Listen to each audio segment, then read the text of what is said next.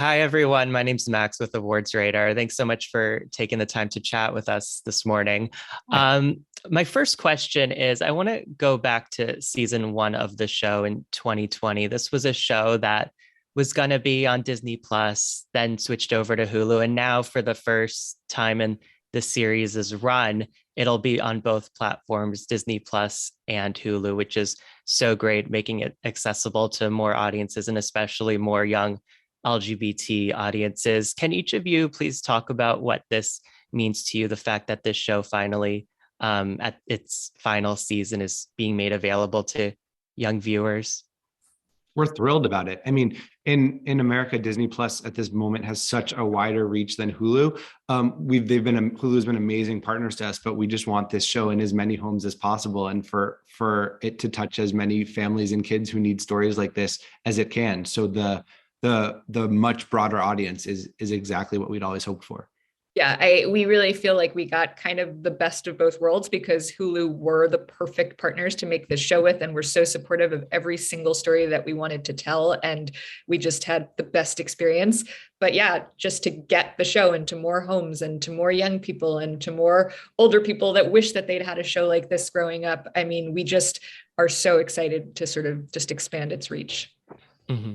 And I think that especially in the current political climate, where there are laws like Florida's Don't Say Gay bill, and the idea of just, acknowledging that gay people exist and move through this world is something that is being censored to be embraced on the Disney Plus platform and expand the definition of what kinds of stories can be told is really exciting to me. Mm-hmm. Well, I was just actually going to bring up the fact that this, the final season of Love, Victor is coming out in such a timely way, after we see all these state laws across the country and sort of Disney in the middle of all that. Do you think that you're now seeing sort of a change of heart within the company and now allowing LGBT stories like Love, Victor come out in prominence on their platforms? I think, yeah, I mean, I think that when we sold Love, Victor to Disney Plus originally, the service hadn't even launched yet. I think we were one of their first series they'd ever purchased. And I really don't think that they knew exactly what their audience was. And the initial wave of programming on Disney Plus was much, much younger across the board in its storytelling. It just wasn't, we had parents divorcing, we had teens drinking. It wasn't just the sexuality. It was sort of the tenor of the whole show. And now Disney Plus as a platform is evolving. Disney Plus is evolving, and I think embracing these kind of stories. Moving over to this show, I know the message from the first season is being open about who you are and coming to terms with your sexual identity. And the second season was, I think, as a result of that, learning how to grapple with your first relationship after being open about who you are. What do you hope that this season's message is that's imparted on young people, especially young LGBT audiences?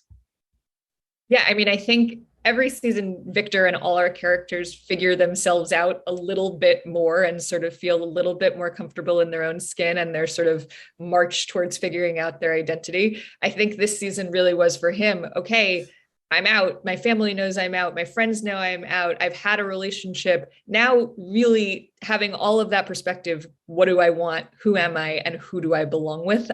Was sort of our guiding questions as we moved into these final 8 episodes. And something great I love to see in this season is the independent storylines with the other couples that are sort of independent of Victor, which is great to see. And they each sort of have equal footing between, Mason's character and Rachel's character, and Lake and Ava's character. Was this an intentional decision as you began season 3 that you were going to have more independent storylines that weren't so dependent on the titular character of Victor?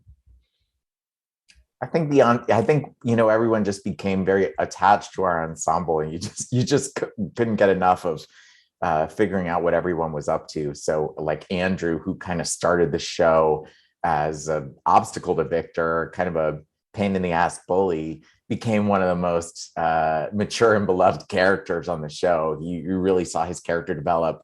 And I think also it's a testament to the actor, who's so undeniably charismatic. But yeah, you just kind of got involved in all these wonderful characters and the actors who portray them, their lives, and just really wanted more. Yeah. And I have one very last quick question. I know this obviously marks the end of Love Victor, but do you ever envision a return to Victor or any of these characters? I know, we had Love Simon, now Love Victor. Do you see maybe a bit of a franchise of love, insert name here, moving forward in the future? We're open to it. I mean, we're obviously Creekwood addicts. We've been in this world now for a long time. And I think were it to be the right story and the right, new chapter, it's a world we love. So we would never say never to it. That's great. Well, congratulations again on an amazing 3-season run. It was a wonderful way to cap off the story of Victor and all the other characters. So Brian, Elizabeth, Isaac, thank you all. Thank you. Thanks, Max. Bye.